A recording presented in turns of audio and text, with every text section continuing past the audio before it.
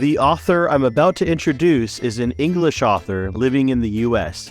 He's been writing for over 20 years and has produced novels, short fiction, and scripts for TV and film. Now, as a Jersey denizen, he shares dual nationality between the UK and the US. He's a husband and father, being outnumbered in his household by the girls. And for the last 10 years, he's been developing the SipSaga, a 7-book sci-fi adventure series for middle grade readers involving giant straws, aliens, mythology, and pirates.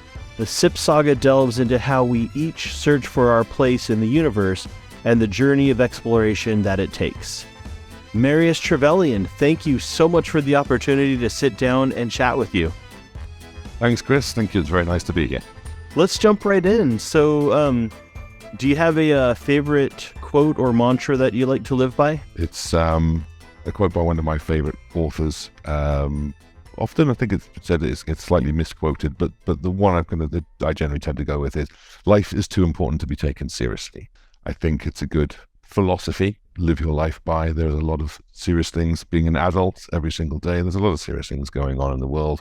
Mm-hmm. And it can crush you if you're not prepared for it, and if you don't have that kind of outlook, really. So for me, it's always been a case of try and not over celebrate the wins and not over commiserate the losses, and try and have a sense of humor about everything, because I think that humor is one of the few things that separates us from the animals. And I think that when things go wrong, having a sense of humor can get you through the lowest times. But it's also a good way. I mean, if you look at things like stand-up comedians, for example, it's a way of speaking the truth. It makes the truth more palatable, particularly if that truth could be difficult to stomach. So, I've always tried to have a kind of a sense of humor about life in general. One of the other mantras I use it on my wife all the time when she is telling me off, which is, just because I don't care doesn't mean I'm not listening. So that's one that gets me into trouble more often than not, but I find it incredibly gratifying when I'm being told that I'm not listening about something. Because the fact is I don't care, but I am still listening. Just thinking about your first mantra there, I mean, really, in order to get through life, I think you're doing it wrong if you're not laughing, because people in general can be just so hilarious. And you mentioned that it's one of the things that separates us from animals, but I could tell you right now, our cats have an amazing sense of humor. Yes. With living life with laughter and humor, is there any particular instance that you can think of where that has really helped you out? I think in every kind of scenario, there's I think in every life, rain must fall from time to time, and there's been many a thunderstorm in my lifetime so far. And I think that you have to be able to laugh at yourself and not take yourself too seriously, and that kind of feeds into kind of the mantra that we were kind of discussing, which is that it's very easy to take yourself incredibly seriously, and regardless of whatever occupation or whatever life choice that you make. But there are going to be times when you make a fool of yourself. And no matter how hard you try, intentionally or not, intentionally, most of the time unintentionally, in my experience, and so you have to be able to laugh at yourself, and that will then enable you to be able to process when other people are also laughing with you. And I don't know whether it's because I'm British and it's just kind of ingrained at a genetic level, but sort of self-deprecation, I think, is a wonderful trait in people. The ability to acknowledge your own failings, but at the same time, if you can poke fun at yourself, I think it just makes you stronger when it comes to kind of adversity, and being able to kind of understand, okay, this has gone wrong. Is it my fault? Probably. Most of the time, it's my fault. Some people would say it's all the time. Thankfully, you're not interviewing my wife, but. You have to be able to laugh at yourself. I think it's incredibly important, and it's something that I'm trying to instill in my daughter, and give her a sense of humor growing up, because again, it's just a fantastic way of being able to process the world, process your life moving forwards, and being able to kind of smile at even the darkest of things sometimes. Let's kind of go back a little bit. Could you kind of give us the Reader's Digest version of and how and why you started writing? Yes, I have been writing for a long time. I started life, I think I've always been creative. I think that's the first thing to say. I've always been creative. I started off drawing with art when I was a kid growing up. I loved comic books and cartoons. I grew up in a house that was kind of almost religious about Disney movies, for example. I saw all of the kind of the old classic Disney movies growing up, and then transitioned into kind of other kind of cartoon shows and things, and then into comic books. Batman was kind of my first kind of real love, and that kind of really kind of sparked my interest in comic books. I remember picking up a copy of The Dark Knight Returns when I was a kid, and that really kind of got me into the world of comic books, to a point now where I'm still a comic book collector. And a bit of a nerd, to be perfectly honest. I'm a lot of a nerd, so well, you're in good company. There we go. You see, people gravitate, as they say. Yeah. And so I think that's kind of really where it started. And I started drawing my own kind of comic books, and then I kind of took art when I was at school. And then that kind of creativity kind of bled into wanting to act. I was a big movie fan, always have been, still a huge movie fan now. And so I trained with the Royal National Theatre in London, and went to a school which really promoted a lot of theatrical performances and latterly film. In fact, I wrote and took part in the first sort of short film that the school ever kind of made. But most of the time it was theatre. So I performed in Oscar Wilde, Born to Be in Earnest. I've been in Ibsen plays. I even tried my hand at a couple of musicals as well. Joseph and the Technicolor Dreamcoat was nice one that I did. And so it then kind of got to a point where over time, and I was doing all of these kind of theatrical productions, and I was already studying English literature as well. And the more I kind of performed and the more I read about these plays, the more it kind of wanted me, that I've kind of felt this passion to really kind of want to kind of create my own worlds, to create my own kind of work, and to kind of see, okay, well, what am I capable of doing, and the ideas I kind of came up with. And so I wrote my first script when I was 16, called The Dissident, which was about a group of friends who went off. It was kind of like a murder mystery. A group of friends who went off to like a cottage. It was before they joined university, and they were kind of having like a gap year, and they went off to kind of a cottage, and then one of them died by misadventure, and it became this kind of murder mystery. And then over the years, I started writing more scripts, short plays, and then kind of try my hand at kind of a movie script, just to really kind of get an idea in terms of the length and the structure, and kind of having this 3-act structure, and kind of understanding, okay, translating narrative into kind of in a performative way. And by the time that I'd reached kind of university, I'd kind of transitioned away from acting. There's a part of me that kind of says it's, it was because of passion of writing. There was another part of me that was like, actors don't make very much money, and you end up waiting tables. Which I've waited tables, and I've worked behind my fair share of bars in my life as well. But I think it was just really a case of that passion really kind of took over. And I, unlike a lot of people, I suppose, like a lot of people growing up, I kind of suffered from the paradox of choice. And that when you're presented with so many different options and so many different choices where your life could go, it can be crippling to kind of make that decision. I wrote a short story many years ago called My Sweet Shop Life, which was about a character who walked into a candy store, and it had every single type of candy you can possibly imagine. You've no doubt been into one of these stores where they weigh the candy, and it costs you the best part of a mortgage to kind of walk out of there. And that's a car dealership, right? It's kind of like, I'm sorry, how much? Candy or cars? I know. It's like, what? You think you fill a bag and you go, oh, that's not very much, and then they kind of turn around and that's it. You end up spending like $300. I'm British and I have a sweet tooth, so that's my own personal sin. And so it's that idea of you have so many different kind of opportunities in front of you, and it's very difficult to kind of say, okay, well, what is it that I want? Sometimes I think it can be easier sometimes to just not necessarily be good at very much, but be exceptional at one thing. So that way kind of your career path or, your talent, whatever that may be, that's the obvious route for you to take. And I think for me, I was kind of like, I was generally pretty good at a lot of different things, but there wasn't anything that I kind of particularly excelled at that kind of stuck out, that kind of said, okay, let's go and do this. And I've considered doing art at higher education. And in the end, I kind of went for English because of my interest in literature and of course in the theatre and the plays, the playwrights that I'd followed. And so I remember it was kind of after I left university and I'd kind of entered the working world and understood just how depressing it was, and now understood all of the kind of the reasons why my parents were like, just enjoy your childhood while it lasts. And this is the thing I've passed on to my daughter, as all good parents do. They take the advice that you were given that you didn't want to hear when you were a child, and you then tell it to your own child.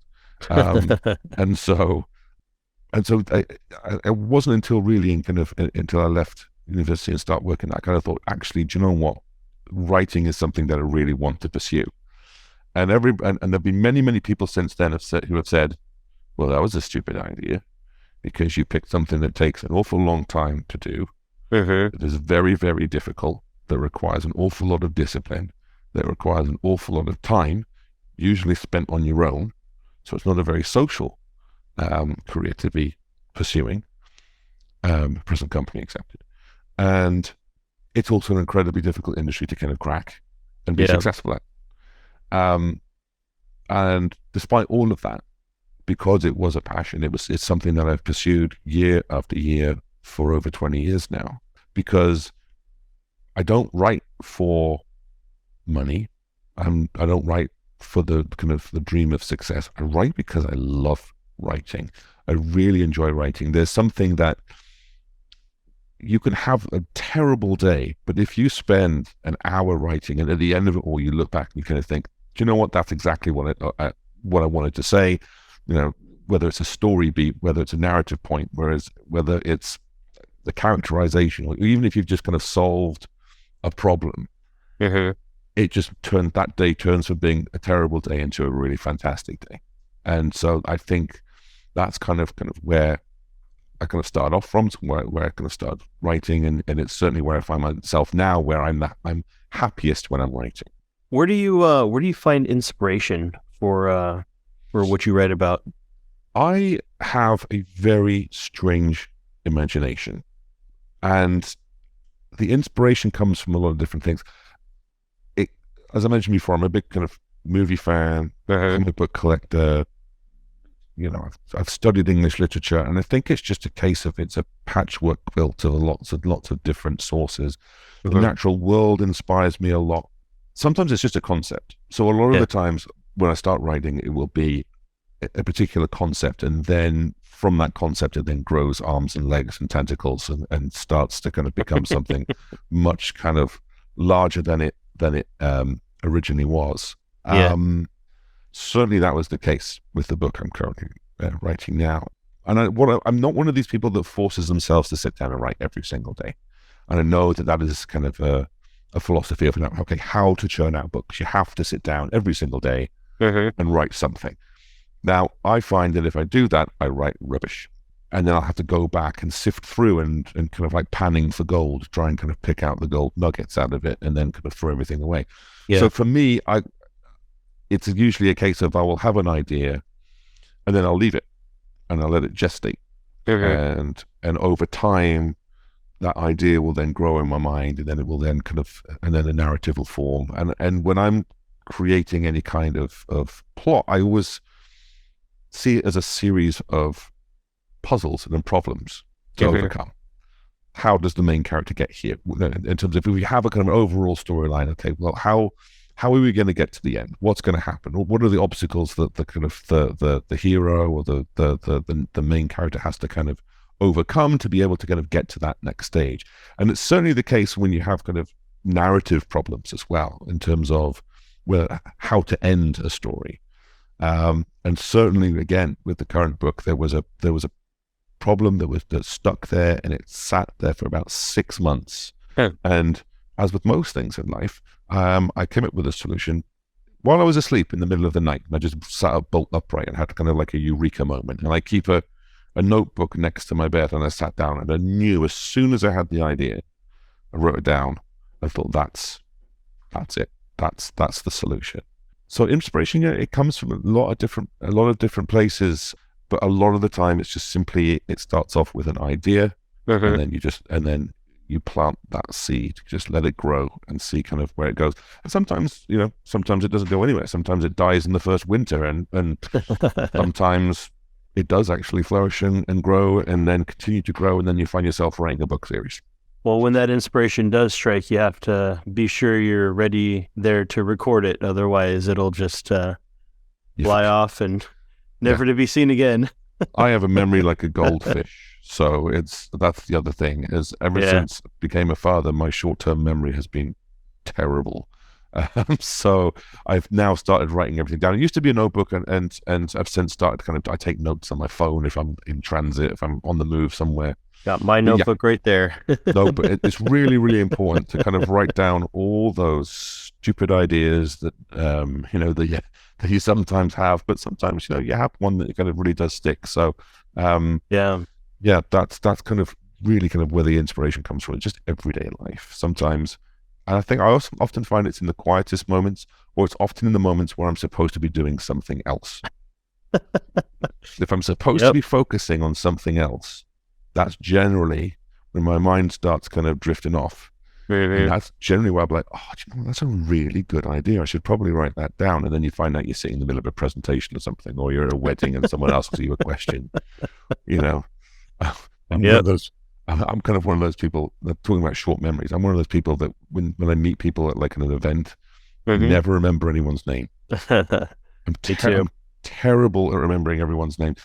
And you have that kind of scenario where two people that you've met at the party, and you don't remember either of their names, and you're then stuck in a scenario where you have to introduce them to each other. Yes. And so what I've done is I've patented the idea of what you do is you take one step forward and you say hi, and then they look at each other, and then you take a step back, and then you just let that silence become uncomfortable until they then say, hi, I'm so-and-so, and then the other person replies, at which point there's two benefits for that. One, you get yourself out of trouble, and two, you learn both of their names. Until you forget it again. Which we will then retain for 30 seconds until you forget them again later on. And then you I find parties are terrifying. It's just one kind of socially awkward moment after another. I bet you remember faces well, though. Am I right? Yes. I mean, faces are much better. I'm a visual learner. That's the way I look at it. I'm a visual learner. I know this. Oh, he has a beard. Oh, man. Okay, that's fine. So let's talk about your book series here. So go ahead and give us the title real quick, and kind of give us a little bit about what it's about. The SIP series, right? Correct. Yes. So the book is called SIP. Nice and short, easy to remember for someone with a short memory. The story, it's a fantasy science fiction adventure story for middle grade readers. And it's based off the idea that the world wakes up one day to find a enormous 200-mile wide candy-striped drinking straw poking out of the Atlantic Ocean and rising up into the atmosphere. Essentially, the world has been turned into a juice box.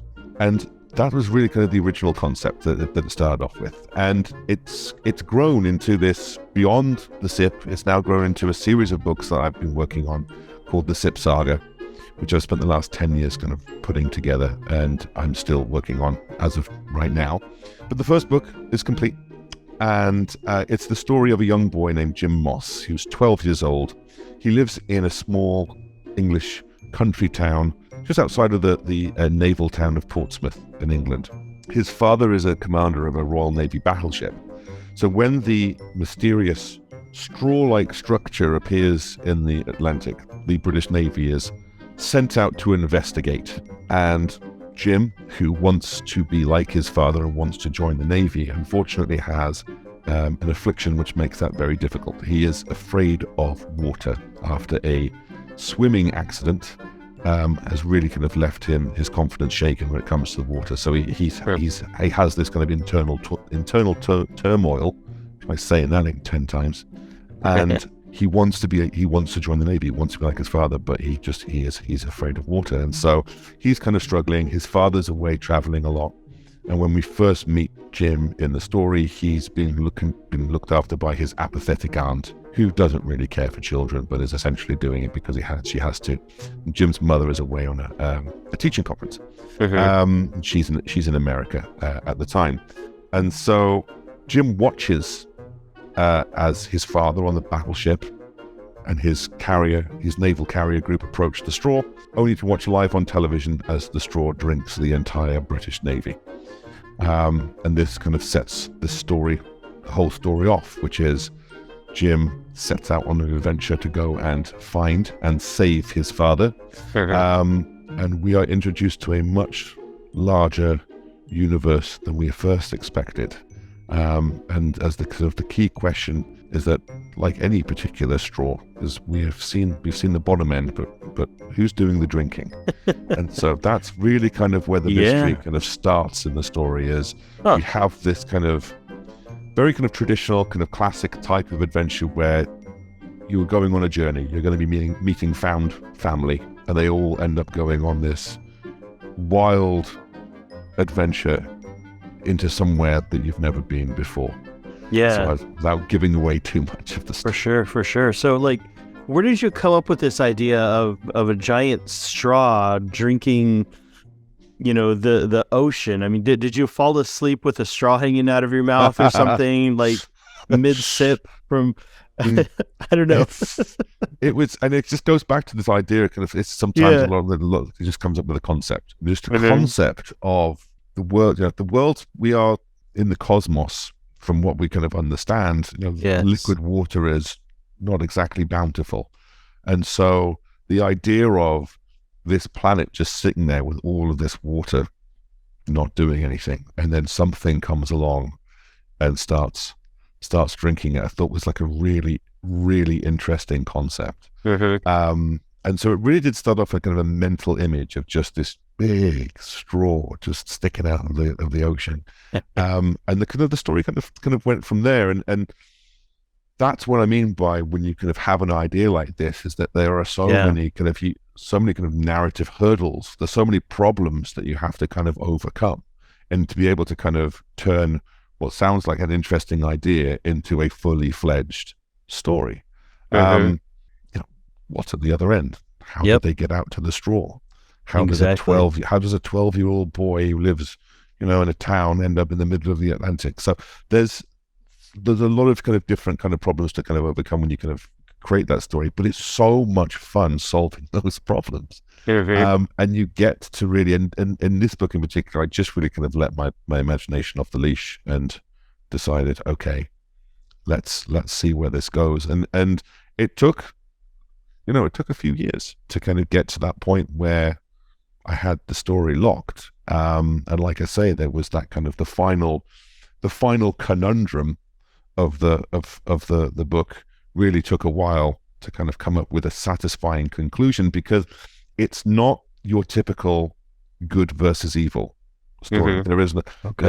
It's not a hero versus a villain, and they're going to have a fight at the end, because the villain is circumstance.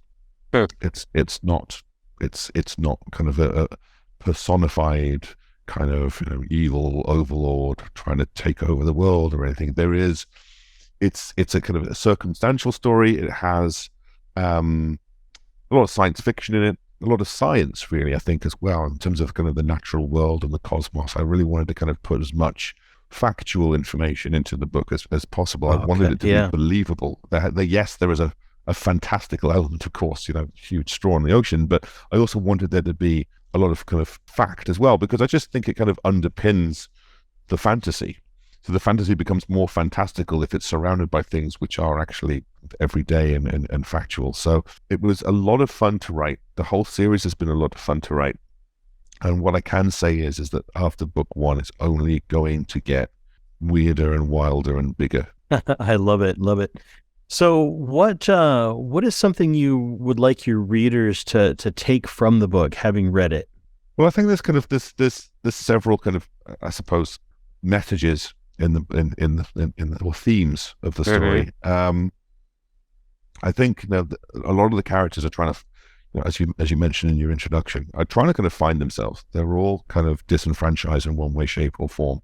Hmm. They all have problems that they're trying to overcome. They're all trying to kind of understand, okay, well, where do we fit in? A good example of this is kind of fishermen. In the fishing, the British fishing industry is not as strong as it has been, and in the past, it was I wouldn't say it was easy to be a fisherman, but certainly it was an industry that was thriving, and so you have a crew of a fishing trawler who aren't really quite sure how much of a future they have left.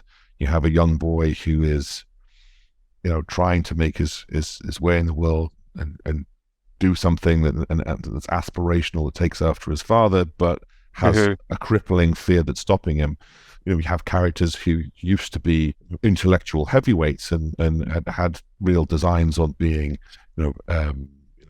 lecturers or professors or doctors that have since fallen by the wayside. And so I think the vast majority of the characters in the story are all trying to kind of find their way in the world. There's also a big environmental message to it as well, without kind of giving too much away. Mm-hmm. It is an environmental story, but I didn't want it to be like a smack you over the head, kind of Right. Preach at we you. are, Whatever. preachy, we're destroying the planet and straws. The interesting thing about the straw and kind of and when I say environmental, kind of the thing, a lot of the time, the first thing that people jumps into people's minds is, it's the plastic straws, right? It's kind of the whole uproar about kind of plastic straws and things. And I think that's absolutely fantastic. And it's certainly something that kind of caught my interest. But the idea of the giant straw actually predated that whole kind of movement that kind of came out, where people kind of realized, oh my goodness, these disposable straws that we use once have, a half-life of like 300,000 years or something. But it does tie into the environment in that regards. And this is what I mean when I say that the villain of the story is kind of circumstantial. It's not necessarily personified. So what I would like them to do is I would like them to see something new. And I do really try to be as original as possible, because I remember the wonder, and I think it's in short supply these days, Mm-hmm. because I grew up, and I'm going to date myself here now, but I was a child of the 80s, where movies came out in the movie theater. There was no streaming. We had, in the UK, we had 4 channels for the most part of my youth. And when a movie came to the television, it was a big deal. You would set the VCR, and you would replay. And I think I watched Return of the Jedi about 700 times when I was a kid growing up. Oh yeah. And so there was kind of a sense of wonder, which I think has possibly been lost now with just the sheer overwhelming amount of content that is out there and how easy it is to be able to get that. Mm-hmm. So I wanted to write something that was new and challenging and wasn't necessarily kind of easy to just kind of fit into kind of an archetype, a storytelling archetype. It is going to be different, and it is going to have a very different conclusion to perhaps other stories that you're used to reading. And I think that's a really wonderful thing. That the element of surprise. I've often said that humor and comedy is not about how strong the joke is; it's that it takes you by surprise, that you're not expecting it. Yes. And I think that is the same with creating literature or creating anything, whether it's a movie or a TV show, whatever it might be, is that you see something new, that is going to be the thing that everybody else wants to try and emulate moving forward, that it is something different. And so I'm hoping that, the kids who read it, or readers of any age who read it, will really be surprised by what happens, and that they'll find some joy and excitement in not being able to kind of predict the ending. So that is, I think, something that I'm really kind of excited to see the reaction to. That's cool. It also sounds to me, in how you were talking about just the different characters and such. You've got the kid, you've got the his father, and it sounds to me that you may find yourself in that book too as you read it. I think so. Yeah, I wanted to write a child in an adult's world kind of story. One of my favorite pieces of literature is His Dark Materials, and I loved the story of Lyra and how she finds herself in an adult world, and it's really how she navigates through that and the dangers that that brings, as opposed to being kind of surrounded by other children. Of course, there are going to be kind of course, existential threats and everything else, but to find yourself in an adult world as a child, I think there's an extra challenge to that as well. And there's a big diverse cast of characters, and the cast only grows during the kind of the course of the series, as you're going to meet lots and lots of different people and races, both human and alien. That you're going to see some part of yourself in some of these characters, because I think it's really important that to be able to create a three-dimensional character. They have to have strengths, but they also have to have weaknesses, and that weakness needs to be overcome in some way, shape, or form for that to be a satisfying conclusion to any kind of story arc or character arc for these characters. So, I'm hoping that when people do read it, they have fun, they have a laugh, because it is comedic. People have often said to me, who are your influences for this kind of story? And I would say, I grew up reading Roald Dahl, so there's definitely some James and the Giant Peach in there. The Hitchhiker's Guide to the Galaxy, the Terry Pratchett books, the kind of love that kind of nonsensical, wonderful, funny way in which these writers would create these kind of stories. The stories I loved growing up, and it was something that I feel I haven't seen much of, certainly in the last few years, and so I wanted to kind of have that kind of recreate that kind of sense of wonder, but at the same time the ability to just laugh along with the characters as they do silly things or they find themselves in stupid scenarios that are logical, though, in the context of the actual narrative. So I'm really excited. I'm really excited to launch SIP and to kind of see the reactions that people have. That's good. I love that. So I think we've got a pretty good idea of what your books are about, and we've talked about your career as an author and stuff. Let's get to know you a little bit more with a short lightning round here. Okay. Hello. So I'm going to ask. Is there a buzzer? No, not today, but maybe for my next interview. Okay. I can emulate the sound of one, right? Okay. So yeah, just I'll ask some questions and you answer first thing that comes to your mind. Yeah, we'll see. Wonderful. We'll see how this goes. So okay, all right. We'll start off easy. Okay. What is your favorite food? That is not an easy question. That is a much harder question. Let's start off with something hard. What is your favorite food? What is your favorite food? I'm married to a chef. Okay. So I am very lucky in that regard. And I've often said is that if you can't marry for love, marry well. So I should probably say something very kind of fancy. But the honest answer is I'm a sucker for cheeseburgers. I love a cheese. You just can't beat a good cheeseburger. You can't.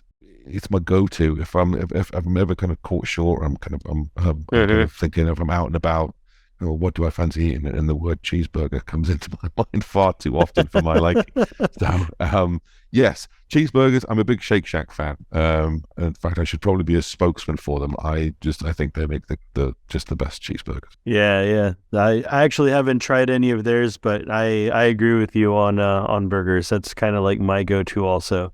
Yeah. But you're a big supporter of Shake Shack, huh?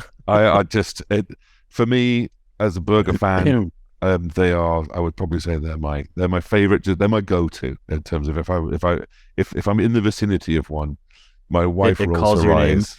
They're like, the people have been told to not say Shake Shack around me. It's like I was just saying the other day, it's like we were going somewhere, and she says, "Do you want to go here?" And I said, "Well, I wouldn't normally, but there is a Shake Shack." So like Spider-Man has a spidey sense, you have your Shake Shack sense. So like you're driving and you're like, Wait a minute. There's a Shake Shack around here somewhere. Yes, I can smell it on the wind. One around here somewhere. Oh, that's great. Okay. So, what are you reading right now? I am currently reading Foundation and Empire by Isaac Asimov. Okay. I am working my way through the Foundation books. It's just a masterpiece. I don't say that lightly. The first book was absolutely sensational. The second book is just as good. I love the way that particularly in the Foundation novels, that Asimov has this wonderful narrative structure of discussing something before it happens and then discussing something after it happens, but you're very rarely actually present when it does happen. And I really like that. I love the way he does it. He builds up the tension before something happens. And then you only see the aftermath of it, which I think is wonderful. Because he manages to give you all the information that you need to know what's about to happen, and then what happened afterwards, without ever having to kind of go through. Particularly if you're kind of writing sci-fi material, action can sometimes be difficult to read, but also relatively boring difficult to write and also relatively boring to read. There was a massive explosion. There's only so many times you can say that. Yeah. And so I love this. I love the story structure that he has, and it has kept me absolutely glued. In fact, I was sitting on a flight just the other day, and I just read the book from start to nearly finish on the flight. It was fantastic. So I'm looking forward to getting into the next one as well. So that's currently what I'm reading. Nice. Okay. What do you love more, cats or dogs? That's not even it. It's got to be dogs. To all those dog lovers out there, I'm going to apologize for what I'm about to say. But dogs are basically kids that never grow up, never learn to speak, and never leave home. That's really, for me, that's what dogs are. They're just incredibly needy creatures that require far too much time and effort in it. More a case of attention more than anything else. The time and effort kind of side of things I can get on board with. It's just the attention all the time. It's kind of like, pretty much. It's like that kind of. It's like if you've ever had a child who says "Dad, Dad, Dad, Dad," and just over and over again until you say, "What?" You could be doing something really important. You could be diffusing a nuclear device, and your child will still be there repeating your name over and over and over again because they found a pebble. Yes. And that's essentially kind of what I get with dogs. It's just leave me alone, which is why I love cats. Cats, as I mentioned before, cats just do their own thing. They come back when they want to see you, and then they disappear. Awesome. And do you have a literary crush? Most of the authors that I love are dead. So I think that would be kind of weird. Okay, good answer. All right. And finally, what advice would you give to your younger self? Stay the course, it gets better. I think that's the thing I would say. Hang in there. It can be tough being young, and there are lots of things that can go wrong in your life. Just stay the course. Hang in there. It will get better. I promise. Yeah. And just like there's lots of things that can go wrong in your life, there's also lots of things that can go right in your life. That's true. Yes, absolutely. You have to. Now, I've always been kind of glass half full, right? Be an optimist about things, right? It's about where I'm at right now. Half full. Half full. There you go. Glass half full. I need to kind of maybe catch up with you on that one. But yes, I'm always been kind of a believer, particularly if you want to be a published author. If you want to make a career in writing, there is no other way of being. You have to be that way because there's absolutely, as I mentioned before, I write for myself because I love writing. I do. I absolutely love it. But at the same time, once you've written enough, you kind of think, well, you know what? I'd actually quite like to share this with people. And anybody who's ever written a book will know that if you try and give it to your friends, well, good luck getting them to write it. So to read it, right? Because your family and friends, you might read a little bit and then they'll just tell you that they read it all and it was the best thing ever, which isn't very helpful if you're actually trying to write a serious book, by the way. It's like I'm very much prefer honest criticism. If you hate it, tell me that you hate it, because that way I can go about changing it. But if you tell me it's a masterpiece, then that doesn't really kind of give me anything to go on. So yeah, for me, you have to be positive particularly if you want to be successful, regardless of, right, you're going to be successful at anything. You have to have the belief in yourself that you're going to be able to achieve what it is that you want to achieve. So for me, I think that's important. Yeah, and the honest feedback is a good point, because I mean that's where you get those really bad singers on America's Got Talent, right? Everybody tells them, "Oh, you're great, you're awesome," because they don't want to hurt their feelings and say, "Oh my gosh." Please don't. Yes, don't go on. To be fair, though, I think it's they pretty let Simon unfair. do it. Well, yes. Although if I knew someone who was that objectively terrible at singing, there's no way I would let them go on television and make a fool of themselves. Yeah. It's mean. Sometimes, it's you have to be cruel to be kind. Indeed. Well, awesome. So here we are at the end of the interview. If you would just go ahead and tell us where we can find your books and where we can find you online. Absolutely. You can find me at www.SipSaga.com.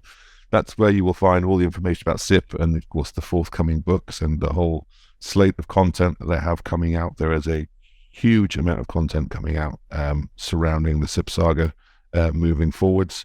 And you will be able to buy the book at all good bookshops and bookstores online as well, the usual places, and of course directly to the website as well. So yes, please feel free to drop by. I'm always looking to make new friends, and hopefully we can enjoy this adventure together. Marius Trevelean, thank you so much for your time. I really had a blast chatting with you. Well, thank you, Chris. I really appreciate you inviting me on here, so thank you very much indeed. It's been a pleasure. This episode was produced by marketyourindustry.com.